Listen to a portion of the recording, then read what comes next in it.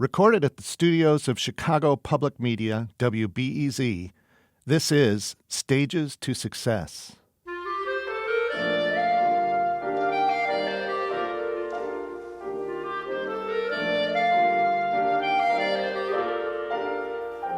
The drive to excel is universal, as is the pride in a job well done.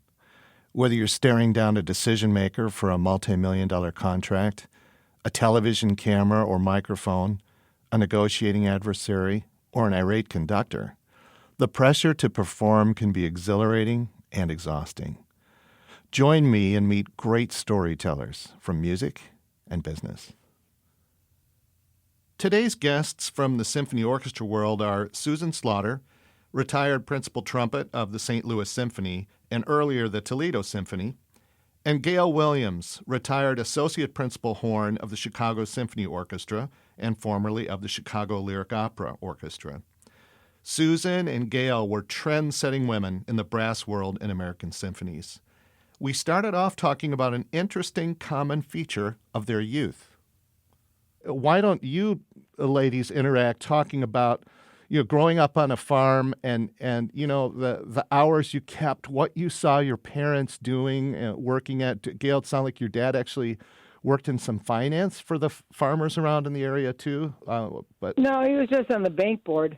Oh, I get it. As his dad had been on the bank board. He was the justice of the peace for 17 years. Uh-huh. And to see all the state troopers from New York State in the area come, and I'd have to go to the barn and get him, and then I'd stay in the barn until he came back. Yeah, well, I mean, it's a small town. You got to wear a lot of hats, right? Yeah. And what about you, Susan? I mean, what did your parents do something more than farm? Well, my mother worked for what ended up being, I think, the Army. In Indianapolis, there's what they call the finance center, and so she was the clerk that would make out checks and send them all over the world, and probably it was her salary that put me through school. Wow. My father worked on the farm, very, very active in our church, as was my mother. My mother was actually the treasurer for the church for probably 30 or 40 years, and we'd take that money home after church, mm-hmm. and they'd hide it in a filing drawer cabinet. Wow. I'm laughing because we never locked the doors. Yeah, of the house, right? Yeah. Anybody could have come in and just, ripped us off. And eventually, years later, somebody did come in and took my dad's recording equipment. He would take it to church and record the sermon, and he would take it to shut-ins. And I guess looking at my father and mother, they both worked very hard, and I felt like my dad had the hardest job because his was all physical labor, and then he would teach a Sunday school class. He would, like I said, go to visit the shut-ins. He'd be out on the tractor praying for people. We slaughtered our own, no pun intended, meat. So we had pork and beef, and if somebody needed food, some family needed help, he'd get a wash basket and throw beef and pork in it and take it to their door and say, "Here, I hope this helps," and or take them money if they needed money. And I'm not certain how they did it because I'm guessing back in those days, this would be the 50s, I was in grade school, and they probably were making collectively maybe $10,000. Mm-hmm. Which might have been a lot of money back then, but with the farm, and Gail will confirm this, you just turn around and put that money right back in the ground and hope you have a good crop next year, and so you hope for another $5,000, but in the meantime, you don't really have a lot of extra money to throw around. For me, the greatest influence was his dedication not only just to the farm, but to the people he was ministering to. And Gail, had said that her family was musical in our previous conversation, and you said that your family wasn't musical, but yet your dad was recording the services for the church. Did your dad record you, and did you have some knowledge of recording yourself as a young musician because of what he was doing? Well, eventually, we're talking about grade school before I even started, playing the trumpet. Right. He would take the recorder of the church, and his idea was to start this ministry of recording the services and taking it to the shut-ins, people who were ill. Yep. And it went on from there. I mean, other churches started following what he did, so he set an example. Of course, because we had the recording equipment, he would take it to, like Indiana University when I was down there. He would sneak it in under his overcoat because we weren't supposed to record, and hang some kind of microphone around his neck that wasn't too obvious, record the concert or the recital, and then pack it all back in under his coat and go out. Okay.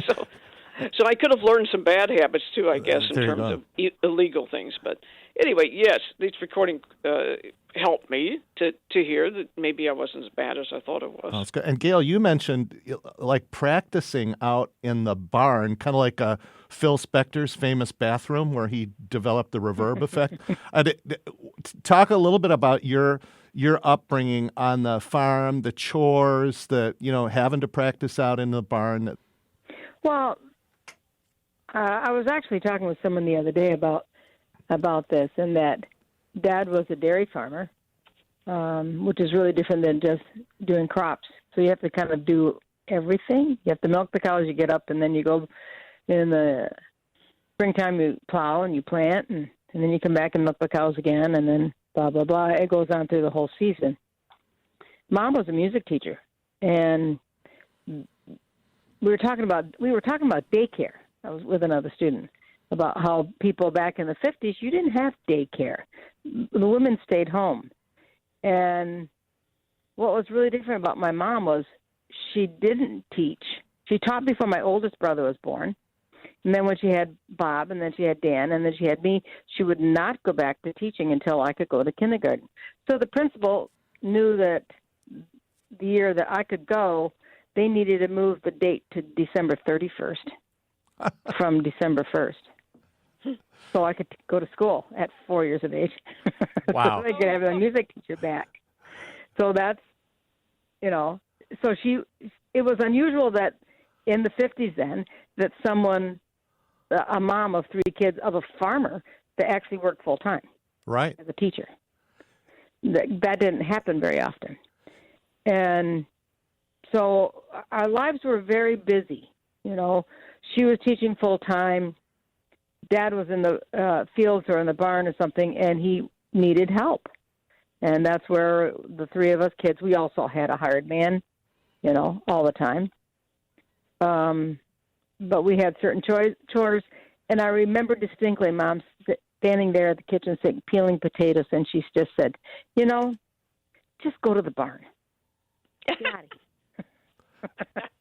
Because she had been around kids all day, and she just didn't need it anymore.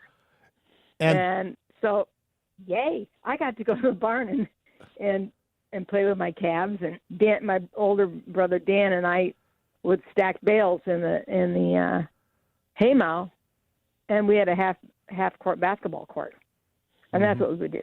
We played basketball all the time. So what you both saw, which is, as I mentioned, what Goldie Wolf saw growing up was really hardworking parents. This concept, this concept manual labor of going on a vacation, Goldie said, was she didn't even understand that concept. How does a family go on a vacation? We would go.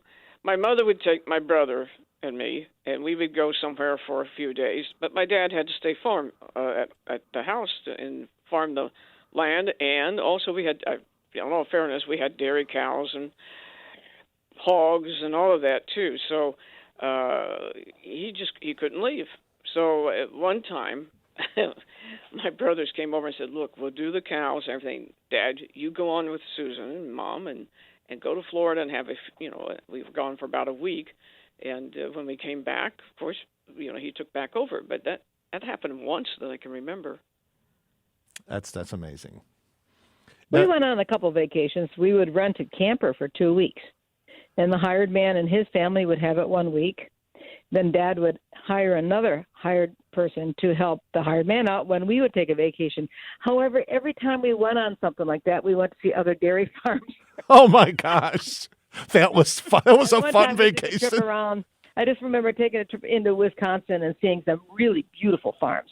And then Mom put her foot down. She goes, "Okay, if we're going to do this, we're going to Interlaken." There we go. So we drove over the UP and went to Interlaken. And, I just went in there and went, "Man, I'd rather go show cows any day than go play music like that. Yuck. Wear a uniform? No way. I'm not doing that." Okay. So that was kind of like, no, I'm just going to stay home and go to the county fair and show cows. I'm not going to do something like that. Because everybody said, "Didn't you go to Interlaken?" I went, "Heck no." Yeah, I didn't go there either. My wife had a great experience with it, but Well, a lot of people, my husband did. Yeah. I mean, but, at that time of my life, I was learning more about judging cows and showing cows and having all my friends do that, Gail, you mentioned. I don't even. Sorry, I don't Susan. even think my parents knew about Interlaken. They never mentioned it to me. So. Yeah, your mom wasn't a music teacher. There you go. So, No. She's just a clerk at a finance center. Gail, you had talked about picking an instrument for band because your family had this little, like, family band almost, right? Everybody had to play an instrument. And Well, in school, which my school was K through 12, going into the fifth grade, you could choose an instrument. right. And I had said I wanted to play flute. But by the time they got around to W, which is my last name, there weren't any more flutes. Yeah, I went alphabetically through the class. alphabetical order. I mean, just think of that medieval monk's invention and how it has impact. You could have been the principal flute of the Chicago Symphony. I doubt it. But That's just the way it worked out, and I was lucky. did you find And that? I was really lucky, to be honest, that this man, Stan Maruzak, who then taught in Webster up in the Rochester area, he started me on the horn. Mm-hmm. And he said, "No, you must really have a good buzz." So if it hadn't been for him, I wouldn't have known anything. But he was a really good trumpet player, and he put the mouthpiece on my face. He said, "Now make a sound on this mouthpiece." Boom, and I went from there. And you said you were the only one playing horn for the most part, like one other guy, right? That There was one other person, yeah. right. So, Yeah. when did you figure out you were good? Not just that you're the only one, but wow, I'm really good at this.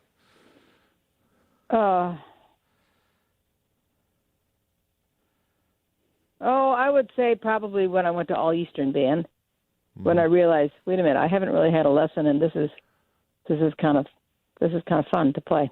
Yeah, and I'm My senior year of high school. senior of high school. And Susan, you started on the cornet. So for the musically less sophisticated, talk about the cornet as a beginner versus being in the trumpet, and when you first picked up the trumpet.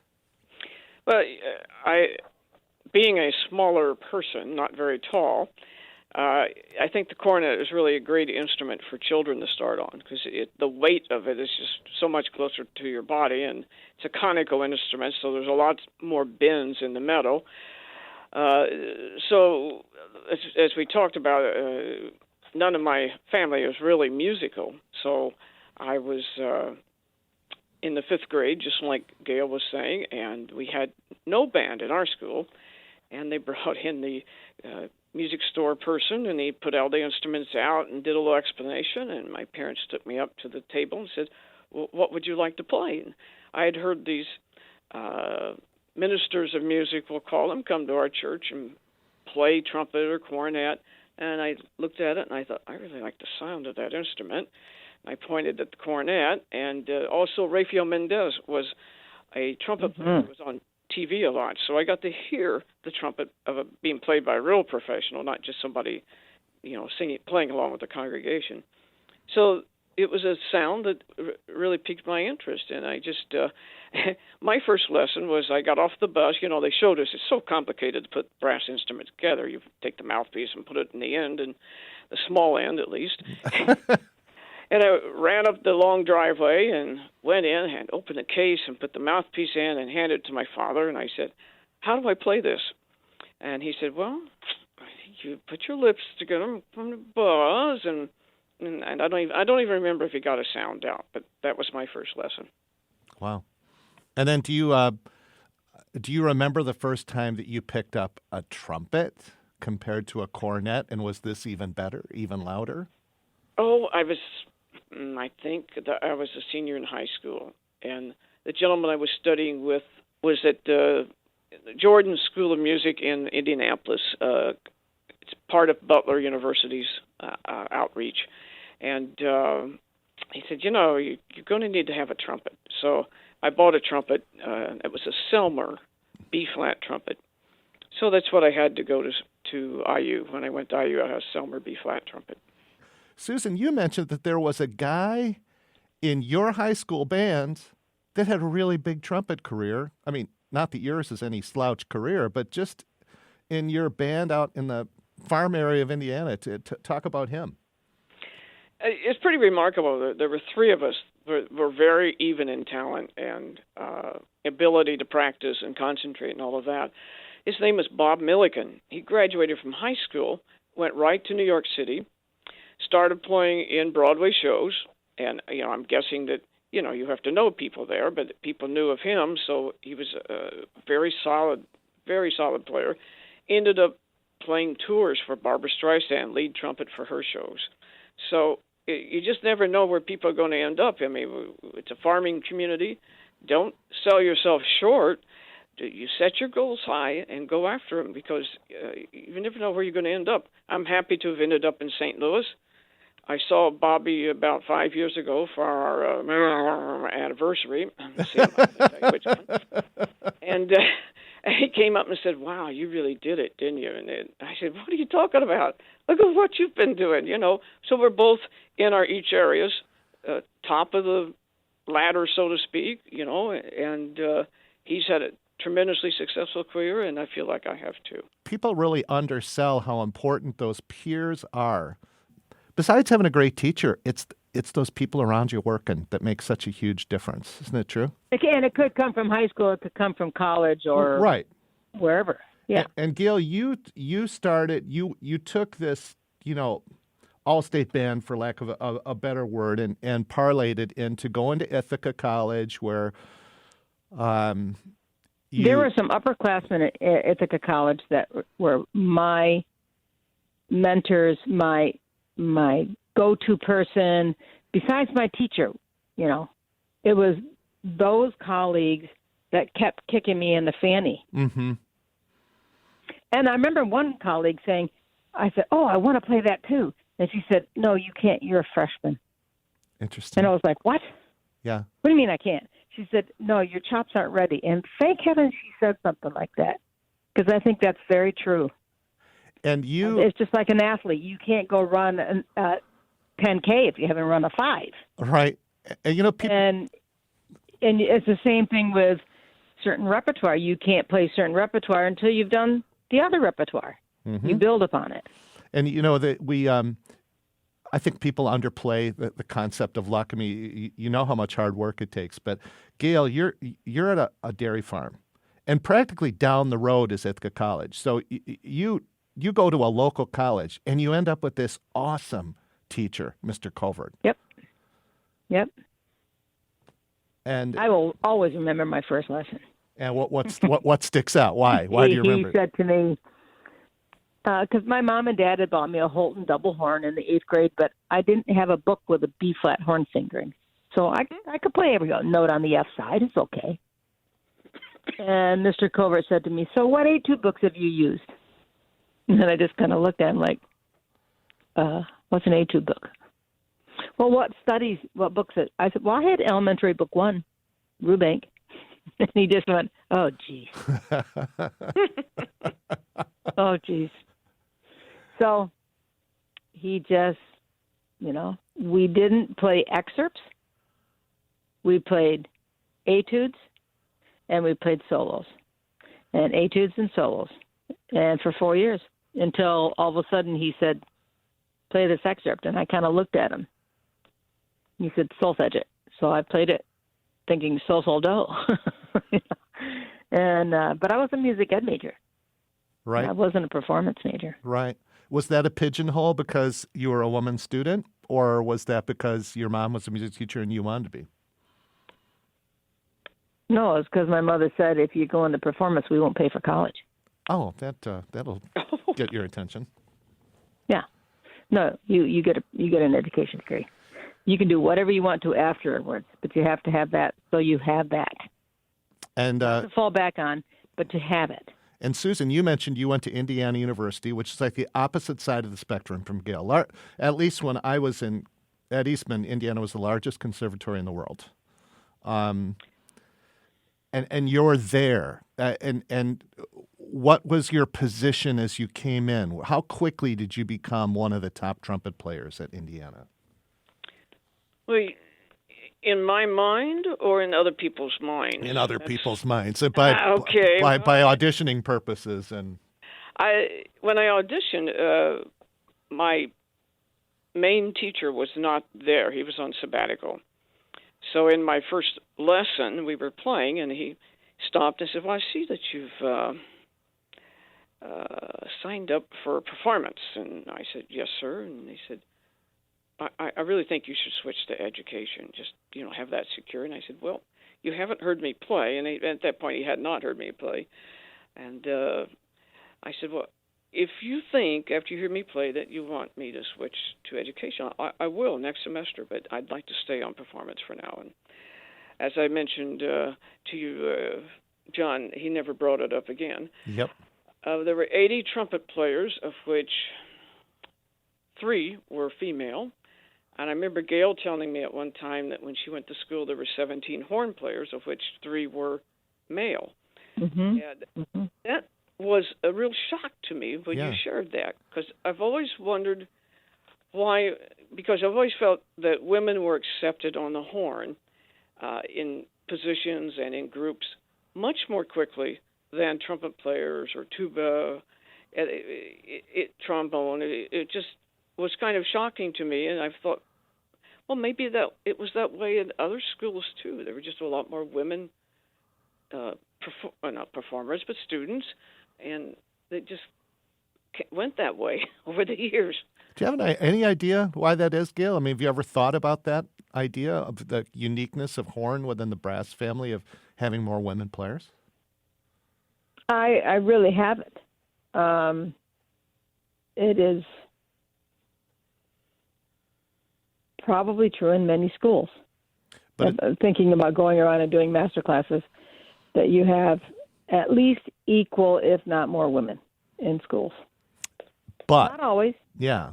But when you hit the Chicago Lyric Opera Orchestra and then the Chicago Symphony Orchestra, that being a woman horn player was certainly not typical. No, but there had been 2 other women in the Chicago Symphony horn section before me. I understand. Elisa Faco's mother was one of them, right?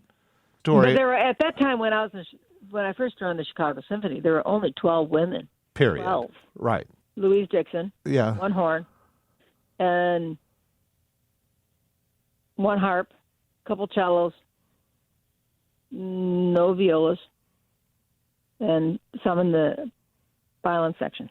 So we're getting sort of the crux of the matter. You both experienced the normal attrition that happens at every level of excellence, whether you're going to try to join the NBA from a good college team, or you're going to go to an IXAM orchestra from a conservatory. At what point in the rise through the ranks did you first get pushed back that, you're a woman player, what are you doing taking a position away like this from a man who needs to feed his family? Sort of the typical arguments that were out there in the 60s and 70s. Do you remember a particular time, either at school or in your first experiences with work? Susan, I'll start with you. Well, I was a sophomore, and again, my teacher had to be gone a semester, so I studied with another teacher there, Bill Adams, at Indiana University for a semester, and I had auditioned, and they had put me in the orchestra. I was the second trumpet, and Larry Weisman was his student, Mr. Adams' student, and he was playing first. So I go to rehearsal, and we have our first rehearsal, and then I have my first lesson with Mr. Adams, and I look at the board, just to see what the assignments are, and double check, and I see that I've been moved to first trumpet, and Larry's been moved down to second. And so I felt uncomfortable with that. I talked to him, and Mr. Adams said, "Well, we just feel that you're the better fit for that position, and Larry's fine with it. Trust us, Larry's fine with it." So I appreciated that the teachers there didn't try to sweep me under the carpet. They gave me the opportunity to prove myself and to learn from the opportunity to play first trumpet. So I had a lot of that all 4 years at Indiana University, playing first in orchestras, and I just was amazed that in looking back, when you're a kid, you're not aware of what's going on. Some of the young men might make a few comments, but more like, you don't play like a girl. So right. Anyway, comments like that.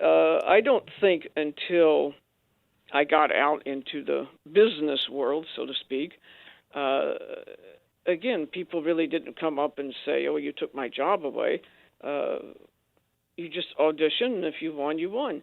The only thing that I became aware of, it's just kind of an undercurrent of, and this is probably just for the trumpet players, but I don't. Just kind of a feeling that people wanted me to fail. People meaning other gentlemen wanted me to fail. Mm-hmm. And, that we don't want you to see it as the principal trumpet of the St. Louis or Toledo Symphony. Mm-hmm. But other than that, that was me just kind of reading what I sensed of body language, or, nobody really came up and said, "Wow, that was great." They said, "Well, that was beautiful. Well, that was really nice." Mm-hmm. And I see them compliment their buddies who may or may not have played as well as I've just played, and say, "Man, that was great. That was awesome." Mm-hmm. So I was never an awesome player to the man, but I was a beautiful player or a wonderful player. Yeah, you take the compliments whenever you can get them. And that's really interesting. I mean, I never thought about that there would actually be a different nature to the compliment of your playing. I've just sensed that for a very long time. I don't think it's true now, but back in 1969 and through the 70s and 80s, yes. Gail, what about you? Where did you kind of first bump up against? I've entered into quote unquote men's world, and I've upset the apple cart. Well, I took a lot of auditions too, and I will not tell who and where, but there were 3 that stuck out. One, my teacher found out that I didn't win the job because, the guy was married and he had to have a paycheck. And I was like, wait a minute, I'm waitressing. I don't have any money either. So I didn't win that job. And then one of the following auditions, and this all kind of happened within 2 years. Another orchestra, the same conductor said, "No, we just can't have a woman there." And then I played probably the best audition I ever played. And I was told by the principal trombone player, he says, "You have to understand that you will not win because the conductor's already said no." And all it did was make me play better. Yeah.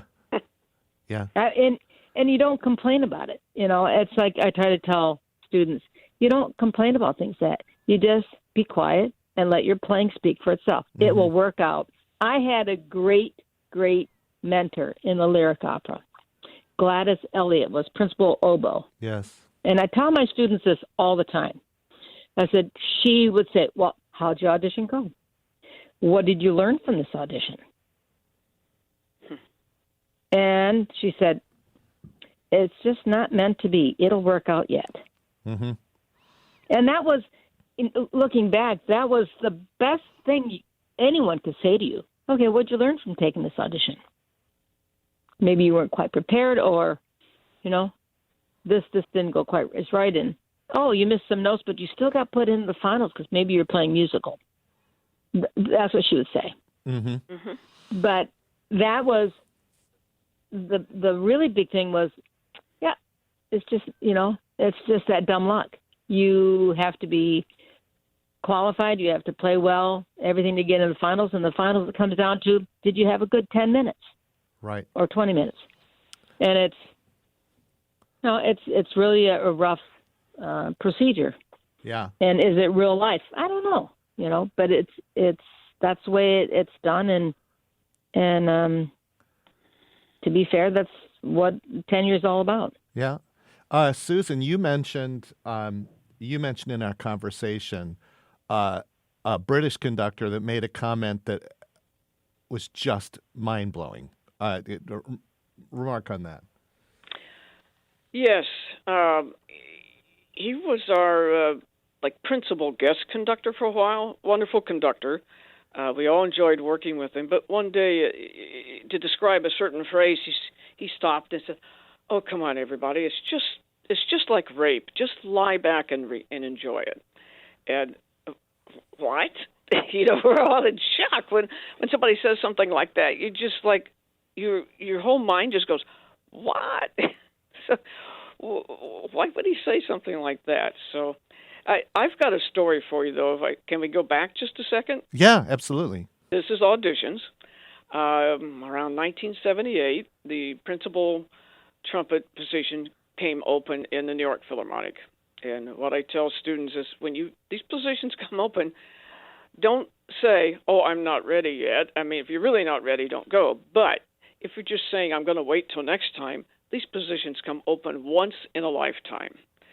So, I called and went and auditioned. I made it to the finals, and there were three of us in the finals: Phil Smith, Louis Ranger, and myself.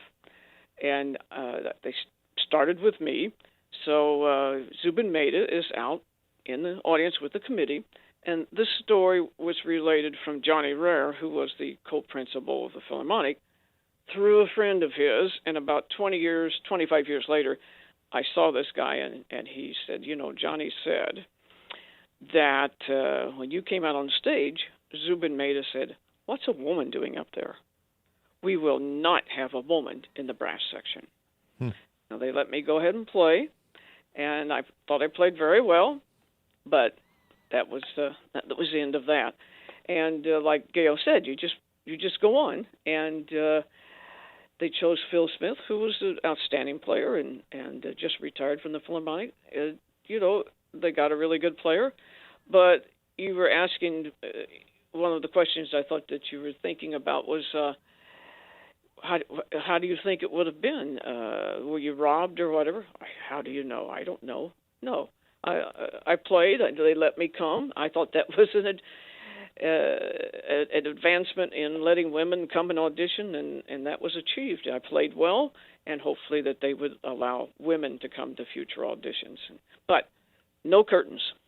No screen. But even in the finals, most auditions these days, I assume there's no screens anyway. When you get down to the last one or two people, am I right? Well, it depends where.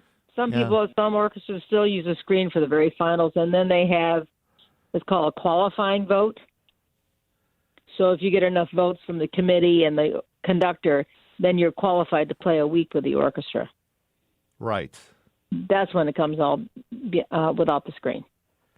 And do you remember the first time that there was a screen at an audition? It was a watershed moment for women musicians, for sure, in the industry. Well, my very first audition for Denver Symphony was behind a screen. Okay, so you're actually after that initiation of that. Yeah, that was in '74. So there was a screen there. It came down for the finals. Mm-hmm. Yeah. Susan, what about you? Do you remember the first time walking out and there's a screen there for an audition? The only time I saw a screen for an audition was when I was on the St. Louis Symphony audition committee. I never played behind a screen. Wow. And you still... I mean, even for the Chicago Symphony in 1974, in the fall, there was a screen and there was a carpet. Right. That's great. I didn't realize it went that far. Around '78 in St. Louis. They finally did that. Yeah. And you know, as a young person, I mean, obviously you knew it was beneficial to the women players, but I would say as a person in my 20s, I was glad there was a screen there when I was auditioning, that I just wasn't walking out and, you know, oh, there's some kid. I liked it. Well, we also have to remember it's beneficial for all minorities. Yes. You know, women are a minority on the brass instrument. African Americans are a minority in classical music, etc. So it was beneficial to everyone. Stages to Success can be found on TuneIn Radio, Google Play, iTunes, or our RSS feed. The link can be found at www.stagestosuccesspodcast.com. Try telling your Amazon Echo, Alexa, to play it by commanding, Alexa, play Stages to Success podcast. We're listening to an interview with Gail Williams of Chicago Symphony fame and Susan Slaughter, who had a storied career at the St. Louis Symphony. I want to go back to this. Yep. I want to go back to this unbelievable comment by the conductor, Susan, because certainly the women in the orchestra must have felt a certain way. And I remember you telling me that you wish you would have rocked the boat more. Is that one of those instances where you thought he should pay for that comment? Well, he should be reprimanded. I mean, I think we have to remember that England, and that's where he's from, probably was a little more free and fewer women in their orchestras. And I don't know. Gentlemen tend to clean up their conversation, I think, when a lady is present. But if a woman's not present, then, they may say all sorts of things that we wouldn't really want to hear. And so he just maybe forgot himself in the moment. Mm-hmm. He did come, I think management did speak to him. I mentioned the principal second violin was very upset. I mean, we were all upset, but it was like she took action. Immediately she went to the personnel manager and says, this is totally unaccepted. We can't work in a climate like this, mm-hmm. and what are you going to do? And so they talked to him and asked him to apologize and to never do it again, and he never did it again. He really watched himself after that. Now, Gail, I mean, it might be something thoughtless. It might be something just plain stupid. Do you remember an outlandish comment made to you along the career, as in your career, as being a woman in a pretty high visibility position? I really don't. I have to say that Sir George Strolty hired me, and he couldn't have been more of a gentleman, And I just don't remember anybody saying anything like that. Wow. Well, it's a testament. When I was, And it's partially... I'm thinking about it, and I just remember one of my first days in the CSO, Mr. Clevenger said, there might be some times when our language gets a little rough. And I looked at him and I said, Gail, it's okay. When a cow steps on your foot and crushes you against this cement pole, you don't just say, move over, bossy. That's great. So he understood where I came from. I was raised with men in the barn, and I was around men all the time, and and that's why it was really hard for me when I ever got any kind of feeling about a man versus a woman in brass playing or any playing, because I was never ever in a situation where I was treated differently. Mm-hmm. Well, you know what? I think it speaks... So it never occurred to me. Right. Like, what? I'm not supposed to be doing this, I think it speaks also to the positions that you ladies attained, because I noticed it in business too. The more classy and high-performing the company, in general, I'm not always, but in general, there's an appeal to excellence. It's among the mediocre that the worst stuff happens, where, it's like bottom feeders fighting each other. So that's also like, this is not probably nice to say, but sometimes when you have an orchestra audition and it's the top, like say 10 orchestras in the country, and the audition lists are, sane. And then you have some other orchestras that may not be of the same quality, and their audition lists are like so picky and just silly. Yep. It's like, why put all that material out there? You can tell in 5 excerpts if you want to hear this person play some more. Mm-hmm. Yes. And that's sort of the same thing as in the business world. Yeah. The John, I have sure. A funny story which you can censor if you need to, but Barbara Butler is a trumpet player, and she has the knack of giving back funny responses to comments that maybe are a little off color made to her. So she told me one time that somebody came up to her, some guys came up to her, "Boy, you play with balls," and she said, "Why, no, I play with vagina." So I looked at her and I'm thinking, why can't I be that clever? Exactly. Never. That sounds like Barbara. Yeah, she's great. Did you? And this is just more about your upbringing. When I started taking auditions, going out and learning these repertoire lists, excerpts, all that sort of thing, my parents just had no notion about what I was doing, what I was getting involved in. They didn't understand the industry whatsoever, and over time they did.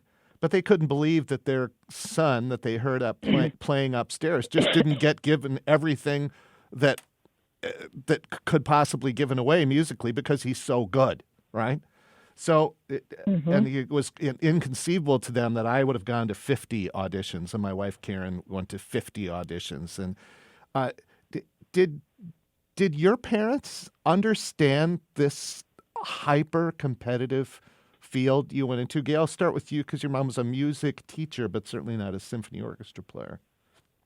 No, they never really understood. Mm-hmm. And I could only relate it to my father. I could relate it to my father because I could go into the dairy business. Like we have a really old band. This cow is just really great. She's not only producing a lot of milk and she just is, classified excellent 92, blah, blah, blah. And you take her to the county fair, or you take her to Syracuse to the state fair, and she's really good. Oh, but there's somebody else a little bit better, and that cow just happens to show better. You go to any dog show, same thing. They show better that day, and it's just like an audition. You show better that day. What about you, Susan? Did your parents get this? How rough this auditioning field was? I don't think so. My father said one time, he said, your mom and I really don't understand your work, but we want you to know we're really proud of you. And I'm guessing that my sister-in-law, who was in music for a couple of years at IU, studying music, married my brother. And I'm guessing that, from time to time the subject would come up, why is Susan doing this, why is Susan doing that? And Charlotte would probably say, oh, but don't you know? So I'm guessing they learned through her. I wasn't really a great communicator. My mother would call and say, what are you doing? I said, well, I have rehearsals. But I don't know that she understood what a rehearsal was. Right. So anyway, I don't think they really understood. It wasn't anything that they had ever personally experienced. And let's face it, unless you've personally been a farmer or personally done this, a truck driver, you don't really understand their work until you are out on the road driving that truck or out in the field planting the crops. Mm-hmm. Gail, Susan mentioned the New York Philharmonic audition, which you worked with Phil. He's a great player. He's certainly a deserving winner. But Susan was dead in the water as soon as she walked out there. Did you ever feel like you had something in the bag and it was taken away from you because you're a woman player? Who, me? Yeah. Oh, yeah. And what one really sticks out? Philadelphia. Mm-hmm. What was it, first principal horn? No, it was second. Mm-hmm. And why? And I played a great Beethoven 3 with Mason Jones on the stage. And he said, let's do it again. But I'd already been told that there wasn't any way that I was going to get that job. And it just made me I don't know, play better. Because I was not angry. I was just there to say, see, I can do this. Well, one of the things I felt when I was named the principal in St. Louis is that I could not fail, that I could never miss in a concert. Now, that's not to say I didn't miss a note here and there, but I didn't miss it the next night, I'll tell you. Mm-hmm. That the standard I set for myself, I just felt like it had to be so high that anybody that came after me, and what I mean by this, women coming up trying to win positions in other orchestras, that they could look over to St. Louis and say, or look at Gail and say, wow, women really can't do the job. Let's be open here. Let's have an open mind when we listen to these people. Yep. And so I put a lot of pressure on myself, and a lot of pressure came from the management in that we were recording Zarathustra, and one manager said, well, Susan won't be able to do this, and this is 1974, okay? The guy in L.A., he had to go to the studio to play those high C calls and record it, and he couldn't do it during the recording session. So, that was a negative comment. I'm not certain if they were trying to set me up that way, but all they did was, like Gail said, make me more determined never to miss that call. Mm-hmm. And that was my goal for every concert, every recording session. I will not miss this call. Mm-hmm. And for our business listeners, I'm going to step away from the microphone. We're talking about the ba-ba-ba-ba, right? That. Yes. Yeah, and that's what she means by the call. Well, here's an interesting story. I mean, Gail's very nice not to mention people by name, but it's so long ago that I don't feel it's a problem. But this conductor's still around, Adel Devard. He came, he was doing Zarathustra, and we get to the middle of the piece, and the flutes have their little tremolo thing going on, and like you said, there's a call, bum, ba-dum, bing, and at rehearsal, he'd stop and say, oh, flutes, blah, blah, blah, let's do it again. And for 5 or 6 times, we do it, and flutes, blah, blah, every time it was the flutes. Next day, flutes, blah, blah, blah, blah, blah, blah, and we do another 7 or 8 times. So we get to the dress rehearsal, and I've played this now, I don't know how many, dress rehearsal, this is my 5th time. So I looked at the second trumpet, I said, how many times is that? It's 5. How many times is that? And he said, he gritted, he got real tense, and he said, gritted his teeth, said 23. Well, one of the viola players came up to me and said, why don't you just miss it so he can go on? I said, Bill, do you want to hear me miss it? Here, I'll take my horn out right now and miss it for you. But I am not going to give him the satisfaction of breaking me. Mm-hmm. That's amazing. So, do you ladies know the story of Jackie Robinson with the Dodgers? I think I do, yeah. That he basically had to be perfect. He was told by Branch Rickey, you have to be perfect in order for other black players to follow. I think you both got a dose of that, frankly. Yeah. On the flip side of this Me Too story, just because it's so prevalent, but is there one man that sticks out in your mind? It's like, that was a gentleman who treated me on par at work, and it was really positive for you. Well, I can think of a couple of people. The longest tenure I had was with Leonard Slatkin, and he was always very supportive, and lots of times in a recording session, he'd stop and say, after a solo, he said, it's okay if you miss. I said, okay. But with my head, I didn't want to miss because it was a long trip back if I mess up. So mentally, I wanted to stay really focused, and I said, okay. But he was always really very supportive and very complimentary, and he's had a very successful career. And during his tenure, I think it was RCA who gave us a 30 CD recording contract, and so we have an awful lot of CDs out there from the time when I was principal. The other gentleman who kind of surprised me is Eric Leinsdorf, and he probably conducted in Chicago too. Mm-hmm. And he'd come over, like I'm a really superior guy, and and he's deceased now, so I can say all this. But he stopped one time, and we were doing a Bruckner symphony. And he probably didn't know my name ever, but he said, "My dear," which works for all conductors, of course. "My dear, you play that with such confidence. I think it must be a wrong note in your part." And it was. And it was like, gee, he could have taken the opposite and said, "What's wrong with you? You keep playing that note wrong." Mm-hmm. So anyway, I thought that once people got, just like with Gail, I'm certain once the conductor gets on stage, here's what you're doing, here's how consistent you are and how strong you are as a leader, that they just relax. And, I really have never had any problems with any conductor other than Ado DeVart. And Gail, it might not be a conductor. Maybe it's one of your colleagues in the brass or in the orchestra. And you don't get to see her husband because my wife and I, I'm her biggest fan. So you have to take Larry Combs out of the equation. But who is somebody that was just really a stand-up guy for you in your career? Bud Herseth. Mm-hmm. Absolutely, Bud Herseth. And Arnold Jacobs. I sat in the orchestra with them. I took many lessons from them. And Bud was always there. I remember the first time I got to play Mahler 5 when Dale hurt his back on a tour. I had come off a bus from playing a chamber music program, thank heavens. And Debbie Oberschelp was standing next to the bus when I got off the bus, and she said, "Dale's hurt his back. You're playing Mahler 5 tonight." And I just kind of looked at her like, okay, I guess I won't be taking my bike ride, will I?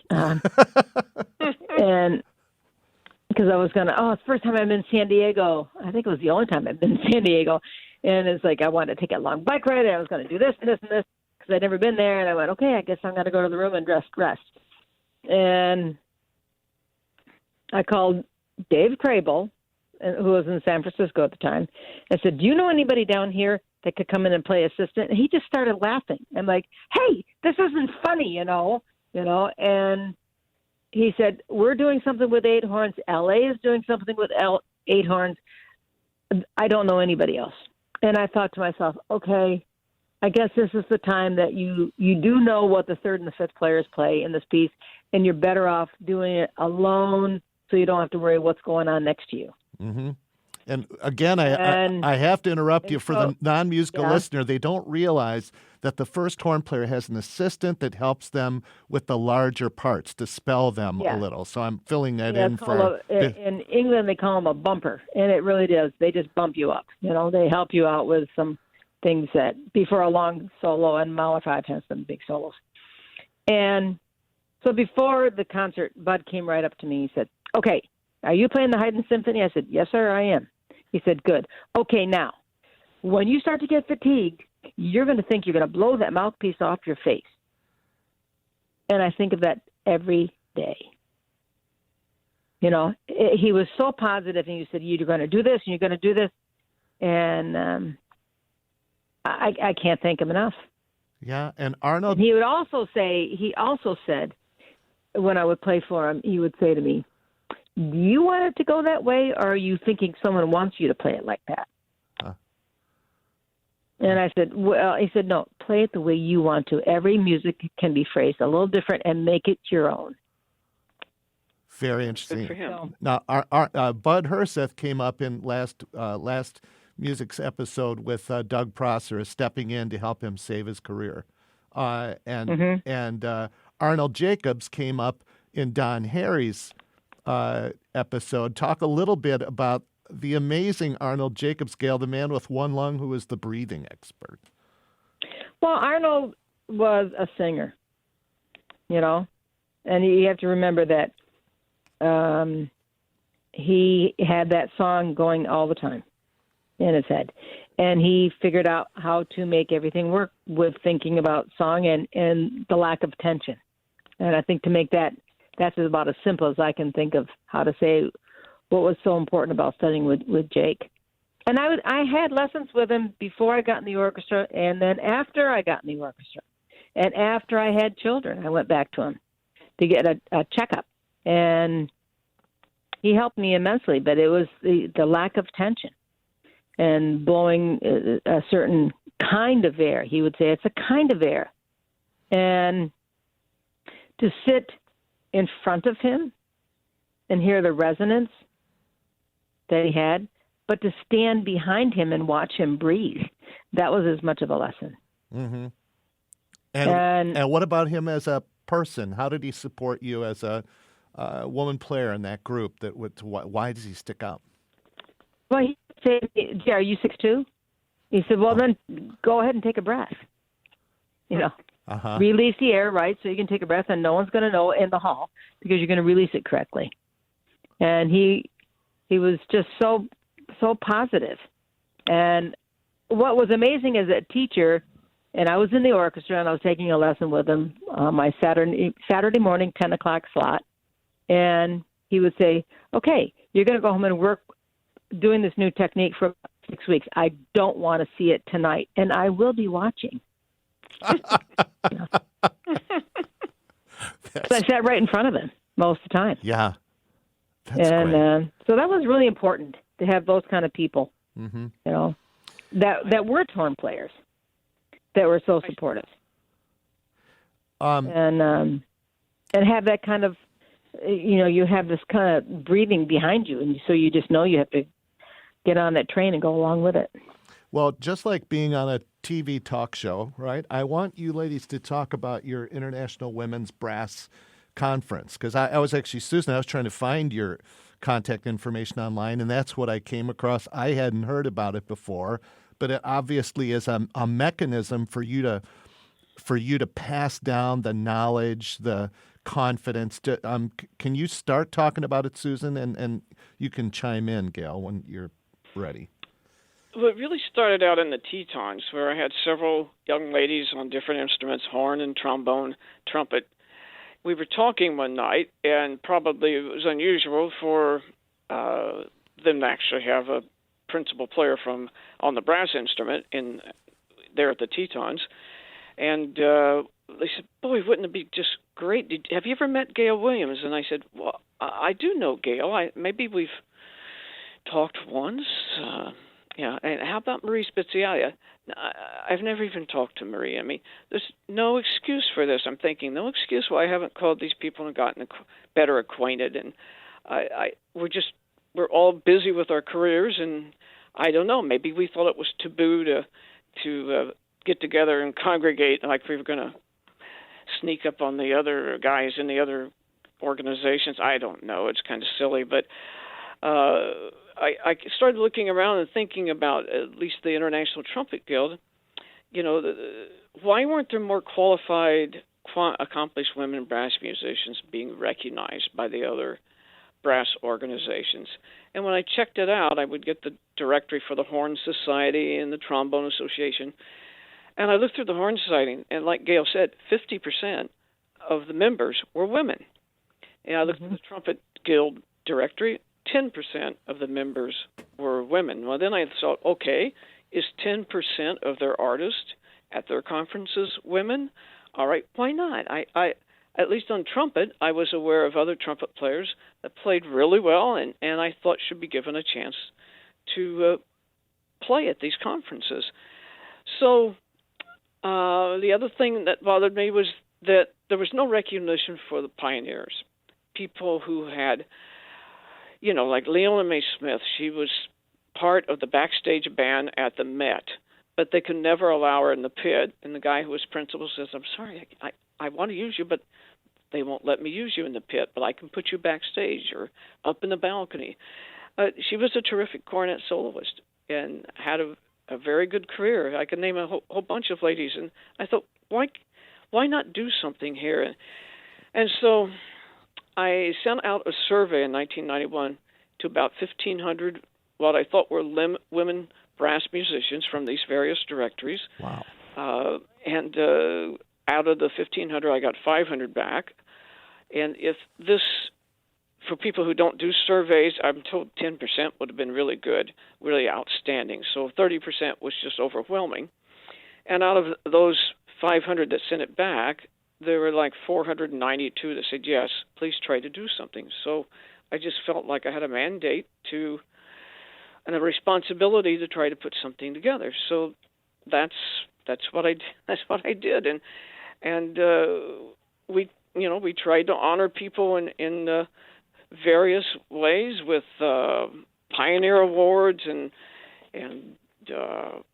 Beacon Awards and things like this for the people who weren't being recognized for accomplishments that Gail and I were getting lots of recognition because we're in high-profile jobs, but other people weren't, and it was rather bothersome to me. So I started out, I called Barbara Butler, I called Gail, I said, would you guys be willing to be on the board? And they said yes, and I called some other people, and they said, oh, don't rock the boat, don't do this. But again, I felt like I had this mandate, and so I pursued it and tried to figure out ways to raise money. So last year was our 25th anniversary. I think that was our 8th conference that we had. And we gave Maren Alsop an award. She was our first Monarch Brass conductor. And sometimes, I'm not as involved as I used to be with the IWBC. I'm still on the board and still on the outskirts making noise if I think I need to make noise. But they created an award and call it the IWBC Susan Slaughter Award for Leadership. I'm thinking, can't we be more creative than that? But anyway, but her remarks that evening were interesting. And she said, this is Maren Alsop, she said, for me, as I looked around years ago, I thought a lot of women would be conductors. Then 10 years went by, 20, 30 went by, and I said, where is everybody? And then I realized, I'm supposed to change the landscape. She said it very well. Somehow I thought I was supposed to provide an opportunity for us all to come together. We wouldn't have ever had Monarch Brass if we hadn't had the first conference in '93, because we didn't know each other. And suddenly we realized there are other people that play as well as we do. And the young people who came when were in high school or college were inspired, to really practice and set their goals higher than maybe they were going to, and started going for these jobs. The curtains went up, and women are winning jobs. So I can tell you, I think it's been worth the effort, and I don't regret doing it. And I just hope that people will be inspired by the work that Gail has done, the work that I've done, and the work that Barbara's done, and all the other people coming in the future. Mm-hmm. And Gail, what's been you're on the board of the organization? How have you participated in the past? It seemed like every time there's a conference, because now that I'm teaching at Northwestern and we're on this quarter system, we're still in school. And it's very difficult to get off during recital season to go perform. And it's also kind of hard to perform at the end of school when you've been teaching and not playing 3-4 hours a day sometimes. Mm-hmm. It just kind of backs up on you. So I haven't been able to play. I was lucky to play with them a year ago at the Midwest Clinic. Mm-hmm. And it was just an extreme honor and pleasure to play with all these fantastic women. And a lot of them are in the military band, and I don't think people realize that. But, Susan, how many trumpet players, women trumpet players, are in the major military bands in B.C.? Do you know? But I don't know a total amount, but it's pretty amazing when you look up there now. So I think there are 3, maybe 4, for instance, in the Marine Band. There were 2 or 3 in the Army Field Band. So trumpet-wise and trombone-wise, it's again, I think they use curtains. So women really do have a chance of getting in there. So it's a good job. The military job is an excellent job. Mm-hmm. Yep. Well, and there's a number of horn players. They have one, also women horn players. I think there are more horn players than there are trumpet and trombone. I think there could be an average of about 2 or 3 in each military band. Right. Well, Susan Slaughter, I've heard about you since I was a student at Eastman in the early 80s, and you were an inspiration to hear about for for the women colleagues in school at that time, and it was really an honor when I got to play E-flat clarinet in your orchestra in El Salon, Mexico. I remember seeking you out, and you don't probably remember because you probably played it 4,000 times. But and Gail, you when I was studying with your husband Larry at this almost 35 years ago, you were just for one, you treated me like an adult and would talk to me when when Larry's lessons were running late, which they always seem to, and I'd be up in your kitchen, and you're just an idol to me, and you still are. And my wife, having been a member of the Chicago Symphony and the Syracuse Symphony and Rochester Philharmonic, I know what she went up against, and you guys are really an inspiration. So thank you for being on the show today, and I can't wait till this episode hits the air. Well, John, in case anybody's listening to your program, I want to just tell you that our next International Women's Brass Conference is May 21 through 25, 2019, at Arizona State University, and that if they're interested, just go to myiwbc.org. And John, thank you very much for inviting us to be on your program. It's been a lot of fun getting to know a little bit more about both of you, and especially having a chance to have a really lengthy conversation with Gail. Yeah, my same thoughts to you, Susan. It's I didn't realize we shared the old farmer details. It's because it's very, very true in my heart that everybody must find out a work ethic that works for them. And a lot of times it comes back to, I think I'm going to play my horn because it's a lot easier than feeding the cows, But it's a wonderful opportunity to share thoughts and memories with you, and also with you, John, since I've known you since you were just this little kid. Well, I'm definitely going to call this episode From the Barn to the Concert Stage, without a doubt. That will be the title for it. I hope you enjoyed today's interview with Susan Slaughter, former principal trumpet of the St. Louis Symphony, and Gail Williams, former associate principal horn of the Chicago Symphony. I'm your host, John Hunter. Digital editing and technical assistance from Monty Scott, and recorded at the studios of Chicago Public Media at Navy Pier.